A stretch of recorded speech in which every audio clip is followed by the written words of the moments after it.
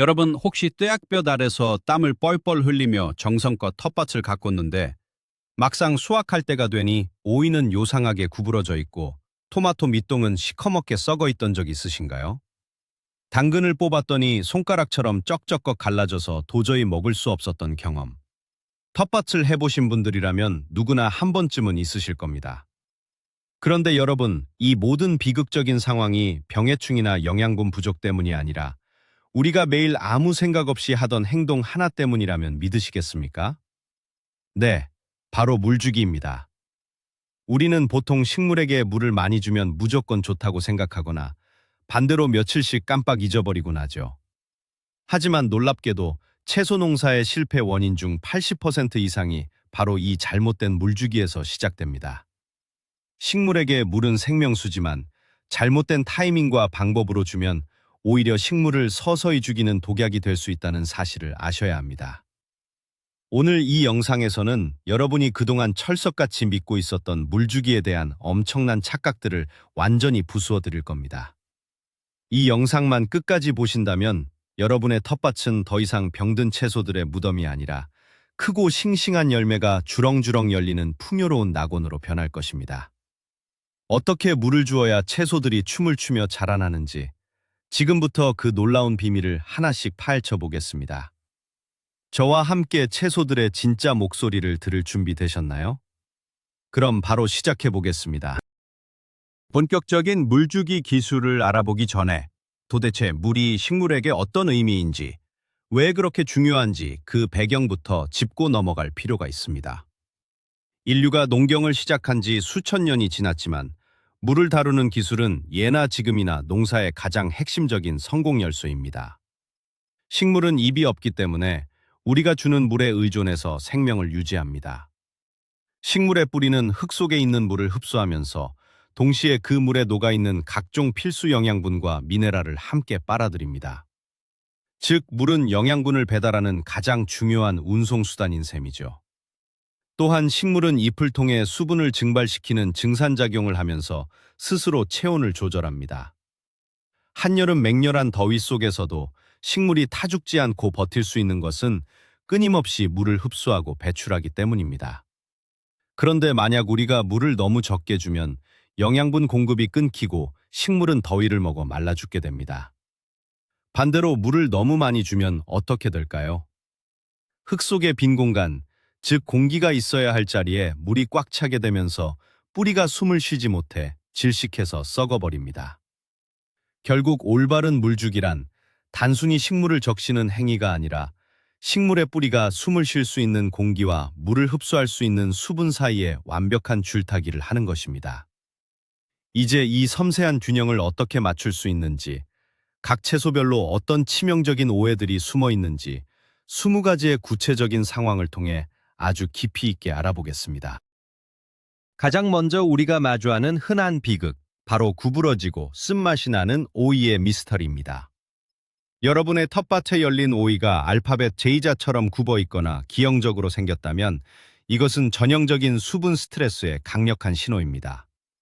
오이는 전체 수분 함량이 90%를 훌쩍 넘을 정도로 물을 엄청나게 좋아하는 작물입니다. 하루가 다르게 쑥쑥 자라야 하는 성장기에 수분 공급이 조금이라도 불규칙해지면 오이는 즉각적으로 성장을 멈춥니다. 예를 들어 3일 동안 물을 주지 않아 흙이 바짝 말랐다가 어느 날 갑자기 물을 흠뻑 주었다고 가정해 봅시다. 이때 오이의 세포들은 수분이 부족할 때 성장을 멈추고 조직을 단단하게 만들었다가 갑작스러운 수분 공급에 한쪽 면만 급격하게 팽창하게 됩니다. 결국 성장이 멈춘 쪽과 팽창한 쪽의 속도 차이 때문에 오이가 활처럼 굽어버리는 것입니다. 게다가 수분이 부족하면 오이는 생존의 위협을 느끼고 쿠쿠르비타신이라는 쓴맛을 내는 독성 물질을 다량으로 만들어냅니다. 그래서 겉모양도 이상하고 맛도 쓴 최악의 오이가 탄생하는 것이죠. 오이를 곱고 맛있게 키우려면 흙이 마르기 전에 일정한 양의 물을 규칙적으로 공급해주는 것이 절대적으로 중요합니다. 들쭉날쭉한 물주기는 오이 농사를 망치는 가장 빠른 지름길임을 잊지 마시기 바랍니다. 다음으로 토마토를 키우는 분들을 절망에 빠뜨리는 가장 악명 높은 질병, 바로 배꼽 썩은병에 대해 이야기해 보겠습니다. 잘 익어가던 예쁜 토마토의 아랫부분이 마치 불에 탄 것처럼 까맣게 변하고 썩어 들어가는 모습을 보신 적이 있을 겁니다. 많은 초보 농부들이 이것을 곰팡이나 벌레의 소행이라고 오해하여 M1 농약을 뿌려대곤 합니다. 하지만 이 현상의 진짜 원인은 병균이 아니라 칼슘 결핍입니다. 여기서 진짜 중요한 반전이 있습니다. 흙 속에 칼슘 영양제가 부족해서가 아니라 흙 속에 칼슘이 충분히 있어도 식물이 그것을 먹지 못해서 발생한다는 것입니다. 앞서 말씀드렸듯이 식물은 물을 통해 영양분을 흡수합니다. 날씨가 덥고 건조해져서 흙에 물이 부족해지면 토마토 뿌리는 더 이상 물을 빨아들이지 못하고 물에 녹아 이동해야 할 칼슘도 뿌리를 통해 열매 끝까지 도달하지 못하게 됩니다. 토마토 열매의 가장 끝부분인 배꽃 부위에 칼슘이 도착하지 못하면 세포벽이 붕괴되면서 까맣게 괴사하는 것이죠. 따라서 토마토 배꼽 썩은 병을 막기 위해서는 비싼 칼슘 영양제를 들이붓기 전에 토마토가 일정하게 수분을 흡수할 수 있도록 흙의 습도를 꾸준히 유지해주는 것이 100배, 1000배 더 중요합니다. 토마토는 물을 너무 많이 주면 당도가 떨어지지만 그렇다고 너무 굶기면 이렇게 끔찍한 병에 걸리게 되니 약간의 건조함을 유지하되 결코 바짝 말리지 않는 예술적인 타이밍이 필요합니다. 세 번째로 살펴볼 작물은 땅속의 보물, 당근입니다. 마트에서 파는 매끈하고 예쁜 당근을 상상하며 씨앗을 뿌렸는데 나중에 수확해보니 뿌리가 두세 갈래로 갈라져 있거나 표면이 쩍쩍 벌어져 괴물 같은 모습을 하고 있다면 참 속상하죠. 당근이 못생겨지는 가장 큰 원인 역시 물주기 타이밍의 실패입니다. 당근은 씨앗이 발아하고 초기 성장을 할 때는 물을 충분히 주어야 하지만 뿌리가 본격적으로 굵어지기 시작하는 시기에는 오히려 물을 조금 줄여야 합니다. 만약 뿌리가 비대해지는 시기에 매일같이 물을 흠뻑 주게 되면 어떻게 될까요? 당근은 땅속 깊은 곳으로 잔뿌리를 뻗으며 스스로 물을 찾아 내려가야 곧고 길게 자라는데 표면 근처에 물이 항상 풍부하면 굳이 힘들게 아래로 내려갈 필요를 느끼지 못합니다. 그래서 얕은 곳에서 옆으로 퍼지거나 잔뿌리가 기형적으로 많아져 갈라지게 됩니다. 또한 가뭄이 길어지다가 갑자기 폭우가 내리거나 물을 왕창 주게 되면 수분을 갑자기 흡수한 당근 내부의 팽압이 급격히 상승하여 껍질이 견디지 못하고 터져버리는 열근 현상이 발생합니다. 따라서 당근을 키울 때는 초기에만 물을 신경 써서 주고 어느 정도 자란 후에는 표면의 흙이 충분히 말랐을 때 깊숙이 물을 주어 당근 뿌리가 스스로 물을 찾아 깊이 파고들도록 훈련을 시키는 것이 매끈한 당근을 얻는 핵심 비결입니다.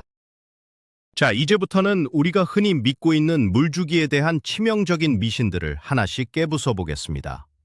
그중 첫 번째 미신은 바로 매일 조금씩 정성껏 물을 주어야 식물이 잘 자란다는 착각입니다. 여러분, 매일 아침 텃밭에 나가서 모든 채소에게 의무적으로 물조리개로 물을 뿌려주는 분들 정말 많으시죠? 이것은 식물을 사랑하는 마음에서 우러나온 행동이겠지만 안타깝게도 식물을 서서히 질식시키는 학대와 같습니다. 흙은 겉보기에 말라 보여도 그 속은 여전히 축축한 경우가 많습니다. 흙 입자 사이에는 공기가 드나들 수 있는 미세한 틈이 있어야 뿌리가 호흡을 하며 에너지를 만들어냅니다. 그런데 매일 물을 주어 이 틈을 물로 꽉 채워버리면 뿌리는 산소 부족으로 질식하고 결국 부패하기 시작합니다. 게다가 매일 조금씩 물을 주면 흙 표면만 살짝 젖게 되는데 이렇게 되면 식물의 뿌리는 깊이 자라지 않고 물이 있는 표면 근처로만 몰리게 됩니다. 이렇게 얕게 자란 뿌리는 한여름 뜨거운 햇볕에 흙 표면이 달아오를 때 순식간에 말라버려 식물 전체가 타격을 입게 됩니다. 따라서 달력이나 시계에 맞춰 기계적으로 물을 주는 습관은 당장 버리셔야 합니다. 식물에게 물을 주는 시기는 식물과 흙의 상태를 보고 결정해야지 여러분의 스케줄에 맞춰서는 절대 안 됩니다. 그렇다면 도대체 하루 중 언제 물을 주는 것이 가장 완벽한 타이밍일까요? 농사를 오래 지으신 분들은 입을 모아 아침 일찍을 황금 시간대로 꼽습니다. 여기에는 아주 과학적이고도 명백한 이유가 숨어 있습니다. 해가 뜨고 나면 식물은 태양빛을 받아 광합성을 시작합니다. 광합성이라는 거대한 공장을 돌리기 위해서는 막대한 양의 물이 필요하죠. 만약 해가 뜨기 전 이른 아침, 보통 오전 6시에서 8시 사이에 물을 흠뻑 주게 되면 식물은 밤새 목말랐던 수분을 충분히 흡수하여 하루 종일 강력한 태양 아래서도 지치지 않고 광합성을 할 수 있는 든든한 무기를 장착하게 됩니다. 또한 아침에 물을 주면 낮 동안 기온이 올라가면서 잎사귀나 줄기에 튀었던 물방울들이 자연스럽게 증발하여 뽀송뽀송하게 마릅니다. 식물의 잎이 젖어 있는 시간이 짧을수록 곰팡이나 각종 세균성 질병이 번식할 수 있는 확률이 획기적으로 줄어들죠. 아침 일찍 일어나는 새가 벌레를 잡는다는 속담처럼 아침 일찍 물을 먹은 채소가 햇빛을 가장 효과적으로 요리하여 크고 달콤한 열매를 맺는다는 사실을 꼭 기억하시고 물주기는 무조건 아침 일찍 하는 것을 철칙으로 삼으시길 바랍니다. 아침 일찍 물을 주는 것이 좋다면 반대로 절대로 물을 주면 안 되는 최악의 시간대도 존재하겠죠. 바로 해가 지고 난 늦은 저녁이나 밤 시간입니다. 많은 분들이 낮에는 바빠서 직장을 다녀온 후 저녁 시간에 여유롭게 물을 주곤 합니다. 하루 종일 더위에 지친 식물에게 시원한 물을 주면 피로가 풀릴 것이라고 생각하면서 말이죠. 하지만 이것은 채소들에게 병균을 폭탄으로 투하하는 것과 같습니다. 밤에는 기온이 떨어지고 이슬이 맺히면서 습도가 높아집니다. 게다가 해가 없기 때문에 식물은 광합성을 멈추고 증산작용도 거의 하지 않죠. 이럴 때 물을 주면 흙 속의 수분은 증발하지 않고 밤새도록 축축한 상태를 유지하게 되며 잎사귀에 묻은 물방울들도 다음날 아침까지 마르지 않습니다. 이런 차갑고 습한 환경은 온갖 곰팡이와 균들이 번식하기에 완벽한 파라다이스를 만들어줍니다. 특히 오이나 호박에 허옇게 가루가 덮이는 흰가루병, 토마토 잎이 타들어가는 입마름병 등은 밤에 물을 주는 습관 때문에 발생하는 경우가 태반입니다. 밤새 젖은 채로 오들오들 떨게 만드는 저녁 물주기는 식물을 병들게 하는 지름길이니 퇴근 후 텃밭에 가셨더라도 물을 주고 싶은 충동을 꾹 참으시고 다음날 아침을 기약하시는 것이 현명한 가드너의 자세입니다. 시간대에 관한 또 다른 치명적인 함정이 하나 더 있습니다. 바로 한낮 땡볕이 내리쬐는 정오 무렵에 물을 주는 행위입니다. 한여름 정오에 텃밭을 보면 채소들의 잎이 축 처져 있는 것을 보고 깜짝 놀라 허겁지겁 물을 들이붓는 경우가 있습니다. 하지만 한낮의 물주기는 득보다 실이 훨씬 더 큽니다. 우선 한낮에는 기온이 너무 높아서 물을 주자마자 대부분이 뿌리 깊숙이 스며들기도 전에 공기 중으로 증발해버립니다.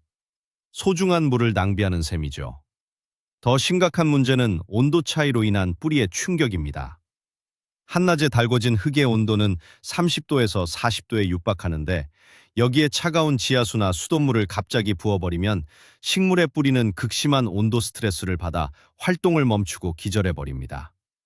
흔히 잎에 맺힌 물방울이 돋보기 역할을 해서 햇빛을 모아 잎을 타게 만든다는 이야기도 있는데 이는 식물의 종류에 따라 다소 논란이 있지만 확실한 것은 뜨거운 낮에 찬물을 끼얹는 것은 사람으로 치면 사우나에 있다가 갑자기 얼음물을 뒤집어 쓰는 것과 같은 엄청난 쇼크를 유발한다는 점입니다. 낮에 잎이 약간 시드는 것은 식물이 스스로 수분 증발을 막기 위한 자연스러운 방어 기제일 경우가 많으니 해가 질 무렵까지 지켜보는 여유가 필요합니다. 앞서 잠깐 언급했지만 물의 온도 자체도 우리가 간과하기 쉬운 매우 중요한 요소입니다. 한여름 텃밭에 물을 줄 때 수도꼭지에 연결된 호스에서 바로 물을 틀어주는 경우가 많은데 이때 처음 나오는 물의 온도를 확인해 보신 적이 있나요? 호수 속에 고여 있으면서 햇볕에 펄펄 끓여진 물은 60도를 넘어가기도 합니다. 이 뜨거운 물을 그대로 식물에 부으면 뿌리가 말 그대로 익어버려서 돌이킬 수 없는 피해를 입게 됩니다. 반대로 아주 차가운 지하수를 한여름에 바로 주는 것도 앞서 말했듯 뿌리에 냉해를 입힐 수 있습니다. 가장 이상적인 물의 온도는 현재 텃밭의 흙온도나 공기온도와 비슷한 미지근한 상태입니다. 그래서 농사를 전문적으로 짓는 분들은 밭 한 구석에 커다란 고무통을 두고 물을 미리 받아둡니다. 이렇게 받아둔 물은 하루 이틀 지나면서 자연스럽게 주변 온도와 비슷해지고 수돗물에 들어있는 염소 성분도 날아가서 식물에게 훨씬 부드럽고 안전한 물이 됩니다. 물을 줄 때는 번거롭더라도 물의 온도가 식물이 깜짝 놀라지 않을 정도인지 꼭 한번 손으로 확인하는 습관을 들이는 것이 작은 차이로 큰 수확을 만드는 숨은 비결입니다. 이번에는 물의 양과 깊이에 대한 근본적인 오해를 풀어보겠습니다. 많은 분들이 물을 줄 때 흙 표면이 까맣게 젖으면 충분히 주었다고 생각하고 물 뿌리개를 거두곤 합니다. 이것을 우리는 홀짝거리기식 물주기라고 부릅니다. 이 방식은 채소를 망치는 아주 나쁜 습관입니다. 흙 표면만 살짝 젖을 정도로 찔끔찔끔 물을 주면 물이 흙 속 5cm 이하로는 전혀 내려가지 않습니다. 그러면 식물의 뿌리는 생존을 위해 물이 있는 위쪽으로만 자라나게 되죠. 뿌리가 깊게 뻗지 못하고 얕게 분포하면 강풍에 쉽게 쓰러지고 흙 표면이 마르면 순식간에 가뭄 피해를 입게 됩니다. 제대로 된 물주기란 흠뻑 주기, 즉 심호흡을 하듯 깊게 주는 것입니다. 물을 줄 때는 식물 주변에 물웅덩이가 생길 정도로 듬뿍 주고 그 물이 흙 속으로 완전히 스며들기를 기다렸다가 다시 한번 듬뿍 주는 과정을 서너 번 반복해야 합니다. 그래야만 물이 땅속 30cm 아래 깊은 곳까지 도달하여 뿌리가 물을 쫓아 땅속 깊은 곳으로 튼튼하게 뻗어 내려갑니다. 이렇게 깊고 튼튼하게 내린 뿌리는 가뭄이 와도 땅속 깊은 곳의 수분을 찾아 흡수할 수 있어 어떤 악천후에도 끄떡없는 강인한 작물로 성장하게 되는 것입니다. 하지만 무조건 물을 깊게 흠뻑 주어야 한다는 원칙도 여러분의 텃밭 흙 종류가 무엇이냐에 따라 크게 달라져야 합니다. 세상의 모든 텃밭 흙이 똑같지는 않으니까요. 만약 여러분의 텃밭이 모래가 많이 섞이긴 사질토라면 물을 아무리 흠뻑 주어도 채를 통과하듯 순식간에 밑으로 빠져나가 버립니다. 이런 흙에서는 물을 깊게 주는 것도 중요하지만 한 번에 많은 양을 주기보다는 조금 적은 양을 더 자주 주어 수분이 흙 속에 머무는 시간을 늘려주어야 합니다.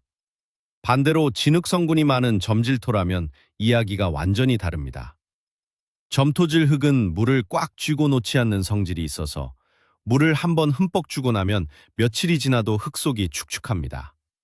이런 곳에 매일 물을 부어대면 그 텃밭은 곧 식물들의 익사 현장이 되고 맙니다. 점질토에서는 한번 물을 푹 주고 난 후 표면이 완전히 마르고 갈라지기 직전까지 인내심을 가지고 기다려야 합니다. 따라서 남들이 일주일에 한 번 물을 준다고 해서 나도 무작정 따라할 것이 아니라 내 텃밭의 흙을 직접 손으로 만져보고 물이 얼마나 빨리 빠지는지, 얼마나 오랫동안 촉촉한지를 파악하여 나만의 맞춤형 관수 주기를 찾는 것이 진정한 고수로 가는 길입니다. 물을 주는 방법만큼이나 중요한 것이 바로 준 물을 어떻게 지키느냐 하는 것입니다. 아무리 공들여 물을 주어도 한여름의 뙤약볕 아래서는 몇 시간 만에 다 증발해버리고 맙니다. 이때 마법 같은 효과를 발휘하는 것이 바로 멀칭이라는 기술입니다. 멀칭이란 흙의 표면을 무언가로 덮어주는 것을 말하는데요. 볏짚이나 베어낸 잡초, 낙엽, 혹은 농업용 비닐 등으로 채소의 뿌리 주변 흙을 덮어주면 놀라운 일이 벌어집니다. 흙에서 직접 수분이 증발하는 것을 차단해주기 때문에 흙 속의 습도가 아주 오랫동안 일정하게 유지됩니다. 이 멀칭의 효과는 상상을 초월합니다. 멀칭을 하지 않은 밭이 이틀 만에 바짝 마른다면 멀칭을 한 밭은 일주일이 지나도 흙 속이 촉촉합니다. 게다가 여름철 뜨거운 햇빛으로부터 흙의 온도가 치솟는 것을 막아주어 뿌리를 시원하게 보호해주고 비가 올 때 흙이 튀어올라 잎에 병균을 옮기는 흙물튠 현상도 완벽하게 막아줍니다. 텃밭을 하실 때 흙을 맨살로 드러내지 마시고 볏짚이나 치나 주변의 마른 풀들을 모아 이불처럼 살포시 덮어주세요. 물 주는 횟수를 절반으로 줄이면서도 작물은 2배로 건강하게 키울 수 있는 가장 강력한 비밀 무기가 바로 이 멀칭입니다. 물주기 기술에서 절대 빠질 수 없는 또 하나의 금기사항은 식물의 위에서 비가 오듯이 잎과 줄기에 마구 물을 뿌려대는 것입니다. 많은 분들이 호스에 흙 뿌려자는 노즐을 달아 채소들을 샤워시키듯 물을 주며 뿌듯해합니다. 보기에는 시원해 보일지 모르지만 이것은 병해충을 식물에게 직접 초대하는 것과 다름없습니다. 대부분의 채소들은 잎이 젖어 있는 것을 극도로 싫어합니다. 잎에 물방울이 맺혀 오랜 시간 지속되면 앞서 말씀드린 곰팡이성 질환들이 순식간에 잎을 타고 번집니다. 또한 햇빛이 강할 때 잎에 묻은 물방울은 돋보기처럼 빛을 모아 잎사귀에 화상을 입히기도 하죠. 물을 줄 때는 철저하게 잎을 피해 식물의 가장 아랫부분, 즉 흙과 줄기가 만나는 뇌두 주변에 물조리개 끝을 바싹대고 살며시 부어주어야 합니다. 이것을 점적 관수 방식이라고 하는데 물이 잎에 튀지 않고 뿌리 주변으로만 조용히 스며들게 하는 것입니다. 토마토나 오이, 고추처럼 키가 크고 잎이 무성한 작물일수록 위에서 물을 뿌리면 안쪽 잎들은 통풍이 안 되어 그대로 썩어버립니다. 식물에게 샤워기가 아니라 컵으로 조심스럽게 물을 떠먹여 준다는 느낌으로 다가가셔야 합니다. 식물을 키우다 보면 어느 순간 식물의 잎이 노랗게 변하면서 전체적으로 시들시들해지는 현상을 목격하게 됩니다. 초보자들은 잎이 시드는 것을 보고 십중칼구 물이 부족해서라고 단정짓고 서둘러 물을 더 줍니다. 하지만 이것이 바로 식물의 숨통을 완전히 끊어놓는 최후의 일격이 될 수 있습니다. 놀랍게도 과습, 즉 물을 너무 많이 먹었을 때의 증상은 물이 부족할 때의 증상과 소름 돋게 똑같습니다. 흙 속에 물이 꽉 차서 뿌리가 썩기 시작하면 뿌리는 제 기능을 잃고 수분을 끌어올리지 못합니다. 뿌리가 물속에 잠겨 있는데도 정작 잎과 줄기는 타는 듯한 목마름을 겪으며 시들어가는 아이러니한 상황이 벌어지는 것이죠. 이때 잎이 시든다고 물을 또 주게 되면 이미 썩어가던 뿌리는 완전히 녹아내려 회복불능 상태가 됩니다. 식물이 시들해졌다면 무작정 물조리개부터 들지 마시고 흙의 상태를 먼저 확인하셔야 합니다. 잎은 축 늘어져 있는데 흙을 만져보았을 때 심하게 축축하다면 그것은 100% 과습입니다. 이때는 당장 물주기를 중단하고 흙 주변을 살짝 파주어 바람이 통하게 하고 수분이 빨리 날아가도록 응급조치를 취해야 식물을 살릴 수 있습니다. 반대로 정말 물이 부족해서 목이 마를 때 식물은 어떤 신호를 보낼까요? 진짜 건조할 때는 잎의 가장자리부터 갈색으로 바삭바삭하게 타들어가는 증상이 나타납니다. 잎 전체가 누렇게 뜨는 과습과는 차이가 있죠. 또한 물이 부족하면 식물은 생존을 위해 가장 먼저 오래된 하단의 잎들부터 물을 빼앗아 생장점인 윗부분으로 수분을 집중시킵니다. 그래서 아랫잎부터 말라떨어지기 시작한다면 건조를 의심해야 합니다. 가장 확실한 감별법은 바로 저녁 회복 테스트입니다.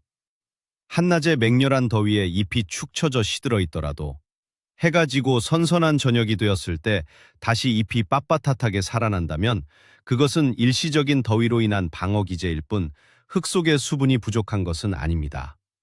하지만 저녁이 되고 다음날 아침이 되었는데도 여전히 잎이 힘없이 축 처져 있다면 그것은 흙 속의 수분이 완전히 고갈되었다는 명백한 구조 요청입니다. 이때는 지체하지 말고 아침 일찍 깊고 충분하게 물을 흠뻑 주어 타들어가는 갈증을 해소해 주어야 합니다. 채소들이 보내는 미묘한 바디랭귀지를 정확히 읽어내는 눈을 기르는 것이 성공적인 농사의 지름길입니다.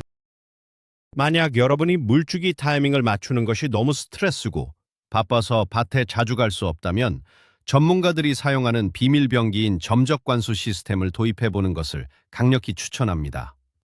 점적관수란 밭고랑을 따라 미세한 구멍이 뚫린 호스를 깔아두고 물이 한 방울씩 똑똑 떨어지게 하여 뿌리 주변의 흙만 지속적으로 적셔주는 방식입니다. 이 시스템의 장점은 실로 엄청납니다. 첫째, 물이 잎에 전혀 닿지 않기 때문에 병해충 발생을 근본적으로 차단합니다.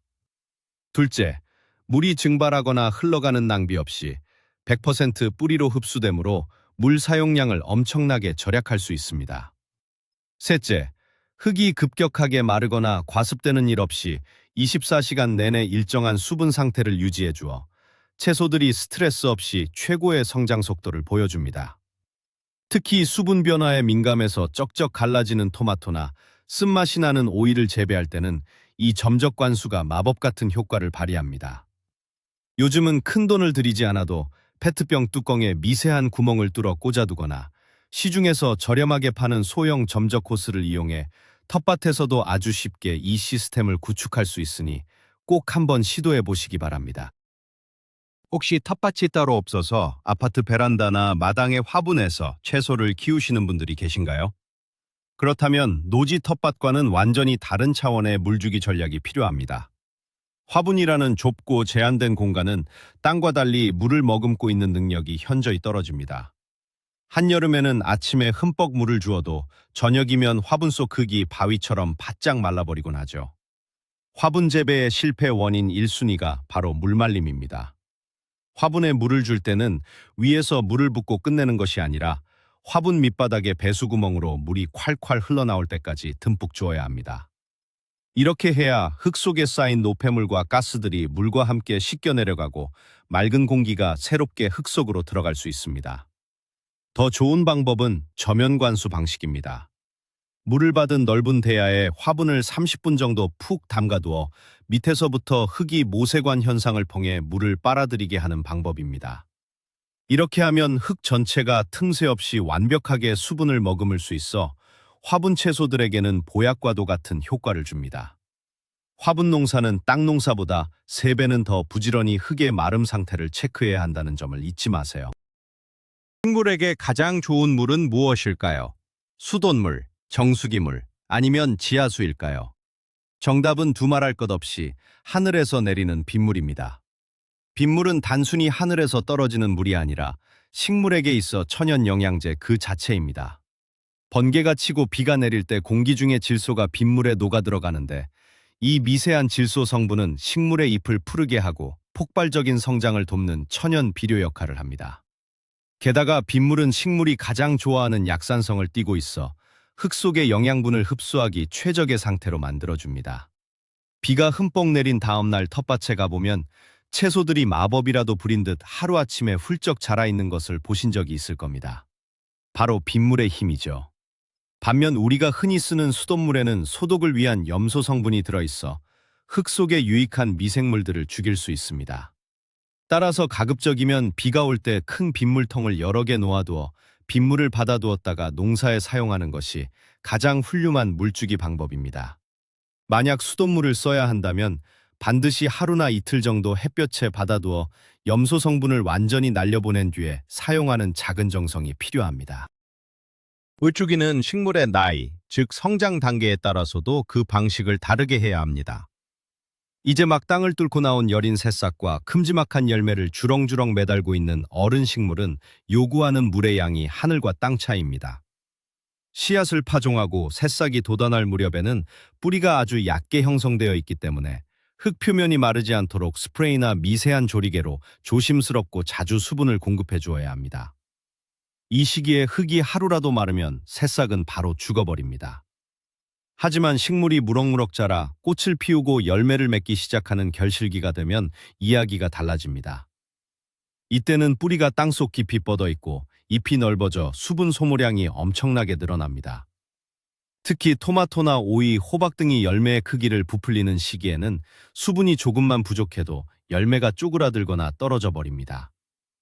이때는 표면의 흙이 약간 마른 듯 싶을 때 지체 없이 물을 흠뻑 아주 깊게 찔러 넣어 주어야 합니다.